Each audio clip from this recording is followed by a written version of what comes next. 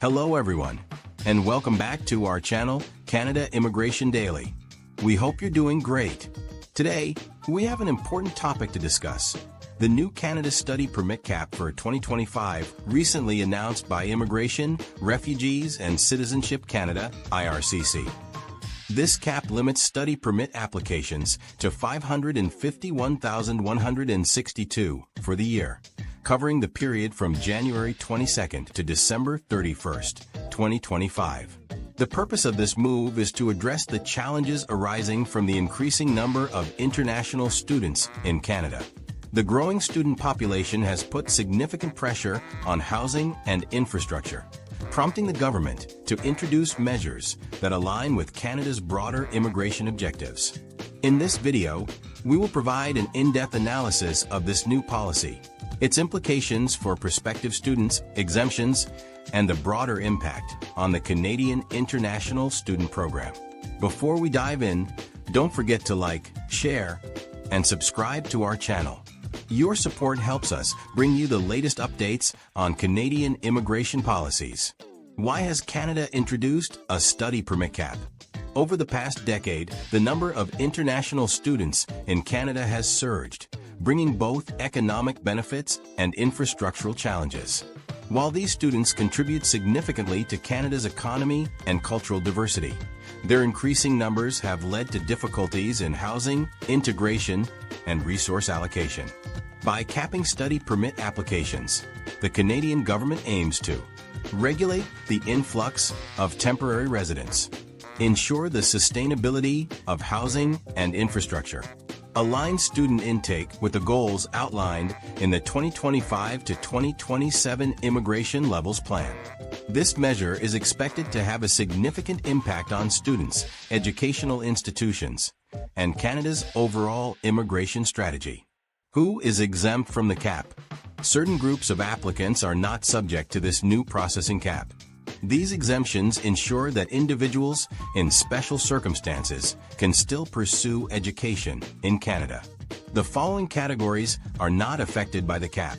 Renewal applicants, students renewing their study permits at the same designated learning institution (DLI) and at the same level of study. Temporary resident permit holders, applicants under enforceable removal orders holding a temporary resident permit valid for at least 6 months. Special status applicants, this includes individuals sponsored by a Canadian spouse or partner through inland sponsorship, recognized as protected persons, who have applied for permanent residency and received a study permit exemption order. Family members of the above categories. Exchange students, individuals participating in exchange programs at a Canadian DLI.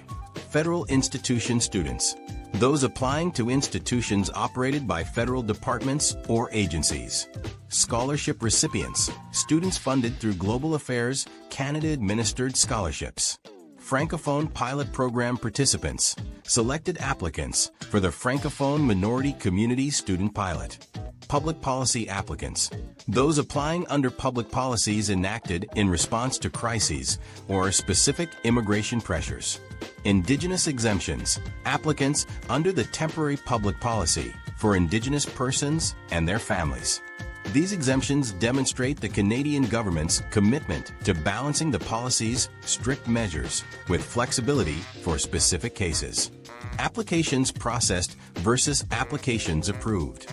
A key distinction to understand is that the cap applies to the number of applications processed, not the number of study permits approved. The total of 551,162 represents the number of study permit applications IRCC will process, not necessarily approve. The process consists of several stages. Application processing. IRCC reviews applications up to the cap limit. Rejection rate consideration. IRCC factors in historical rejection rates when setting the cap. Approval targets. The department establishes yearly approval goals, which may differ from the number of applications processed. For instance, in 2024, IRCC processed 662,500 study permit applications, with an approval target of 364,000. In 2025, the processing cap has been reduced significantly, though the exact approval target remains undisclosed. Canada's 2025 to 2027 Immigration Levels Plan. Canada's broader immigration strategy aims to balance the intake of international students with its economic and infrastructural capacity. According to the 2025 to 2027 Immigration Levels Plan, Canada aims to welcome 359,000 new international students annually. However, this number represents new arrivals, not necessarily study permits issued within a given year. The time lag between permit approvals and actual student arrivals often results in discrepancies between these figures. This complexity highlights the importance of managing the international student program effectively while ensuring that students, institutions, and policymakers are well prepared for the changes ahead. Implications for prospective international students. The study permit cap presents several challenges for students aspiring to study in Canada. Increased competition. With a fixed number of applications being processed, competition for study permits will intensify. Urgency in application submission. Students must act quickly to submit complete and accurate applications before the cap is reached. Uncertainty and delays. Processing delays and the risk of reaching the cap early in the year could cause uncertainty for students and their families. Limited flexibility. Those who miss the cap must wait until the next application cycle, potentially disrupting their academic plans. To improve their chances of obtaining a study permit, students should submit applications as early as possible.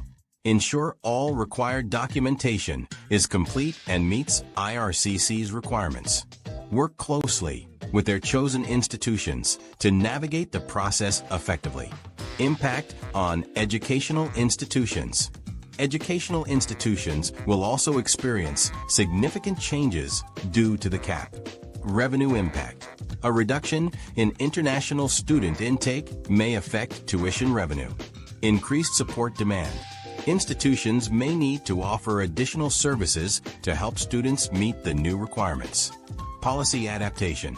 Schools must collaborate with policymakers to streamline admission processes and provide clear guidance to prospective students. Broader impact on Canada's immigration system.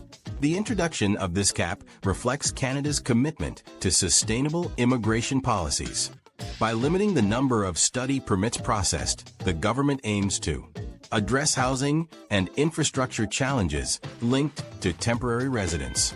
Maintain a balance between temporary and permanent immigration pathways. Ensure a manageable and inclusive system for international students. This approach aligns with Canada's long-term goal of integrating international talent effectively while maintaining resource sustainability. Final thoughts. The new study permit cap marks a significant shift in Canada's international student program for 2025. While it presents challenges for students and institutions, it also offers an opportunity to improve the sustainability and efficiency of the immigration system. Prospective students must act swiftly, prepare thoroughly, and stay informed to secure their place in the Canadian education system. Before we wrap up, don't forget to like, share, and subscribe to our channel. Your support helps us continue bringing you the latest updates on Canadian immigration. What are your thoughts on this new policy? Let us know in the comments below. Thanks for watching, and we'll see you in the next video. Until then, take care and stay informed about the latest in Canadian immigration.